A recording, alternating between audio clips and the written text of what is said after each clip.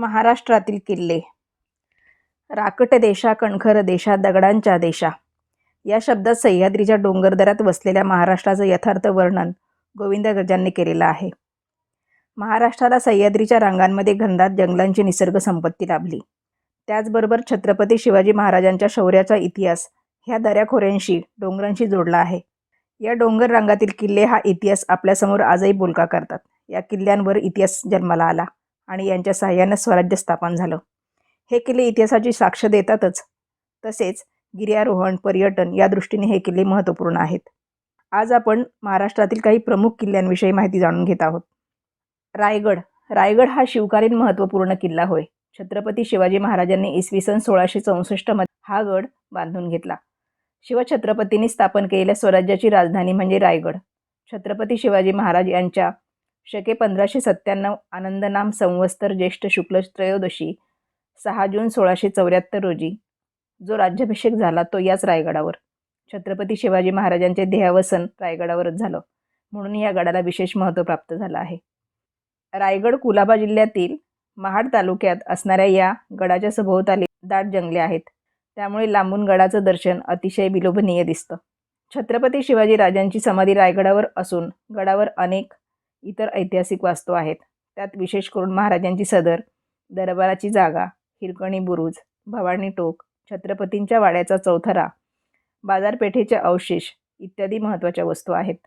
गडाला सुमारे 1400 पायऱ्या आहेत. ज्या शिवभक्तांना गडावर चालत जाणं शक्य नाही अशांसाठी आता रायगडावर रोपवेची सोय करण्यात आलेली आहे. गडावर राहण्याची व भोजनाची उत्तम प्रकारे सोय आहे. गडाच्या पायथ्याशी पाचडला मातोश्री जिजाबाईंची समाधी आहे. श्रेष्ठ समाजसुधारक महात्मा फुले यांनी शिवरायांच्या समाधीचा जीर्णोद्धार केला. तसेच लोकमान्य टिळकांनी सार्वजनिक शिवजयंती उत्सवाची येथूनच सुरुवात केली होती. दुसरा किल्ला आहे राजगड. गडांचा राजा म्हणजे राजगड होय. छत्रपती शिवाजी महाराजांचा आवडता किल्ला म्हणजे राजगड. स्वतः महाराजांनी या गडाची उभारणी केली असून 1645 ते 1672 जवळपास 27 वर्षाचा कालखंड महाराजांनी गडावर घालवला. महाराजांची काही काळासाठी राजगड ही राजधानी होती. अतिशय दुर्गम किल्ला म्हणून आजही जागतिक स्तरावर राजगडाचा गौरव केला जातो. गडावर संजीवनी माची, बाले किल्ला, पद्मावती देऊळ, राजवाडा, मारुती मंदिर आदी महत्त्वाच्या ऐतिहासिक वास्तू पाहण्यासारख्या आहेत. गडावरून निसर्गाच्या अकराळ विक्राळ पण तरीही सुंदर अशा स्वरूपाचं दर्शन होतं. अतिशय देखणा पण चढण्यास अवघड असा हा किल्ला. छत्रपती शिवाजी महाराजांनी मिर्झाराजे जयसिंग जो तह केला होता त्यामध्ये राजांनी 23 किल्ले मुघलांच्या स्वाधीन केले. त्यावेळी स्वराज्यात राहिलेला 12 किल्ल्यांपैकी एक म्हणजे हे राजगड प्रसिद्ध किल्ला. पुण्यापासून सुमारे 70 किलोमीटर अंतरावर हा किल्ला आहे. पुणे जिल्ह्यातील वेल्हा तालुक्यात हा डोंगरी किल्ला असून पुणे भोर येथून गडावर जाण्यासाठी गाड्या उपलब्ध आहेत. शिवनेरी किल्ला. छत्रपती शिवाजी महाराजांच्या जन्मामुळे शिवनेरी किल्ल्यास महाराष्ट्राच्या इतिहासात एक वेगळं आणि अढळ स्थान आहे. शिवनेरी किल्ला सुमारे 1070 मीटर उंच असून दक्षिण उत्तर 1.5 किलोमीटर पसरलेला आहे. किल्ल्याचा दक्षिणेकडील भाग तर उत्तरेकडे तो निमुळता होत गेला आहे. शिवनेरी किल्ल्यावर शिवरायांचा जन्म झाला. ती वास्तू शिवाई मंदिर, हत्ती दरवाजा, शिवबाई दरवाजा, बदामी तलाव इत्यादी ऐतिहासिक ठिकाणे आहेत. गडावरील शिवाई देवीच्या नावावरून जिजाऊंनी छत्रपतींचं नाव शिवाजी ठेवलं असं म्हटलं जातं. त्याचबरोबर गंगा जमुना नावाच्या गार पाण्याच्या 2 मोठ्या टाक्या आहेत. किल्ल्याच्या आसपास बौद्ध लेणे असलेल्या 3 डोंगरांच्या रांगा आहेत. अलीकडेच महाराष्ट्र शासनाने किल्ल्यावर एक भव्य मंडप बांधला असून त्यास शिवकुंज असे नाव दिलेले आहे. त्यामध्ये सिंहरूढ असलेल्या मातोश्री जिजाबाई व तलवार घेऊन बसलेले बाल शिवाजी यांची पंचधातूची मूर्ती स्थापित केली आहे. शिवनेरी हा किल्ला पुणे जिल्ह्यातील जुन्नर तालुक्यात असून पुण्याहून 94 किलोमीटर अंतरावर आहे. गडावर भोजन व निवासाची व्यवस्था आहे. सिंहगड. नरवीर तानाजी मालुसरे यांच्या पराक्रमाने पावन झालेला हा किल्ला पुण्यापासून फक्त 24 किलोमीटर अंतरावर आहे. सिंहगडाचं पूर्वीचं नाव कोंडाणा असं होतं. इसवी सन 1670 मध्ये नरवीर तानाजी मालुसरे यांनी स्वतःचं बलिदान देऊन हा किल्ला स्वराज्यात दाखल केला. छत्रपती शिवाजी महाराजांनी तानाजीबद्दल गड आला पण सिंह गेला असे उद्गार काढले. तेव्हापासून कोंडाण्याचं नाव सिंहगड असं झालं. समुद्र सपाटीपासून सुमारे 800 मीटर उंचीवर हा किल्ला आहे. गडावर नरवीर तानाजींची समाधी, कल्याण दरवाजा, राजारामांची समाधी, अमृतेश्वर मंदिर इत्यादी महत्त्वाच्या ऐतिहासिक वास्तू आहेत. त्याचबरोबर लोकमान्य टिळकांचा बंगलाही गडावर आहे. पेशवाईच्या काळात कैद्यांना ठेवण्यासाठी या गडाचा उपयोग केला जात असे. लोकमान्य टिळक चिंतन, मनन, अभ्यास व लेखनासाठी तसेच विश्रांतीसाठी सिंहगडावर वारंवार येत असायचे. शिवकाळ, पेशवाई, स्वातंत्र्य लढा या तिन्ही काळात हा महत्त्वाचा होता. गडावरून खडकवासला धरण, राष्ट्रीय संरक्षण प्रबोधिनीचे दृश्य पाहावयास मिळते. पुणे शहराच्या अगदी जवळ असा हा किल्ला असल्यामुळे येथे पर्यटक मोठ्या प्रमाणावर गर्दी करतात. प्रतापगड.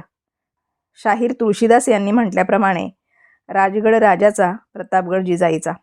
राजमाता जिजाईचा सर्वात आवडता किल्ला म्हणजे प्रतापगड.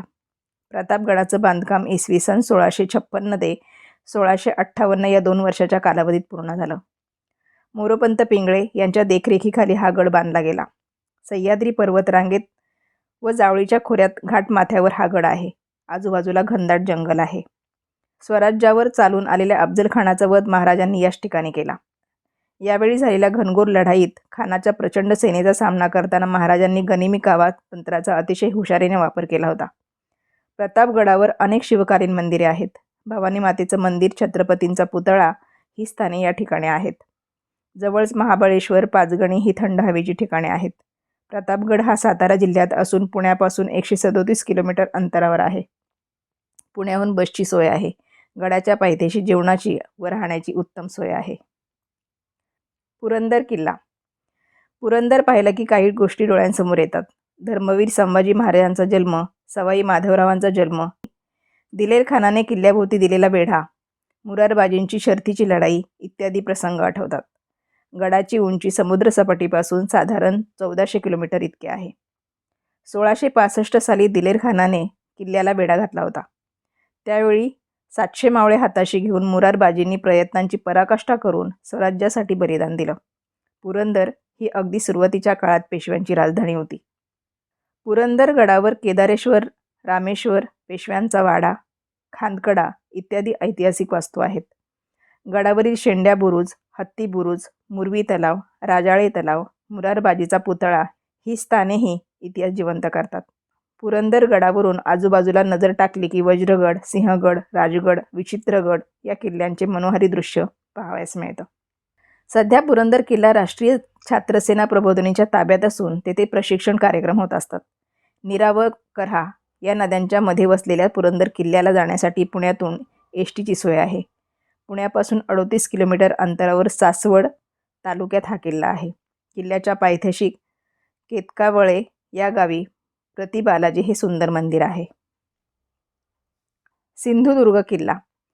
मुरुड जंजिराच्या विजयाचे प्रयत्न निष्फळ ठरल्यानंतर छत्रपती शिवाजी महाराजांनी मालवणच्या शेजारी भव्य व अजिंक्य जलदुर्ग बांधला. तोच सिंधुदुर्ग होय. 1664 ते 1667 दरम्यान हा किल्ला बांधण्यात आला. 48 एकराचा किल्ल्याचा परिसर असून किल्ल्याला 42 बुरुज आहेत. सिंधुदुर्ग हा मराठ्यांचा महत्त्वपूर्ण किल्ला होय. किल्ल्याच्या बांधकामासाठी गोव्याहून अनेक पोर्तुगीज तज्ज्ञांना बोलवण्यात आलं होतं. सुमारे 300 कामगार यासाठी सतत 3 वर्ष अहोरात्र झटत होते. किल्ला बांधण्यासाठी प्रचंड खर्च करण्यात आला होता. किल्ल्याच्या चारही बाजूंनी समुद्र असल्यामुळे किल्ला अगदी उठून दिसतो. छत्रपती शिवाजी महाराजांचा पुतळा, शिवाजी महाराजांच्या हातचे व पायाचे ठसे आणि छत्रपतींचं मंदिर ही या किल्ल्याची वैशिष्ट्ये आहेत. किल्ल्यात महाराजांचा वाडा, ध्वजस्तंभ, मारुती व भवानी मंदिर इत्यादी महत्त्वाची ऐतिहासिक ठिकाणे आहेत. किल्ल्यात जाण्यासाठी मालवणहून बोटीच्या साहाय्यानं जाता येतं.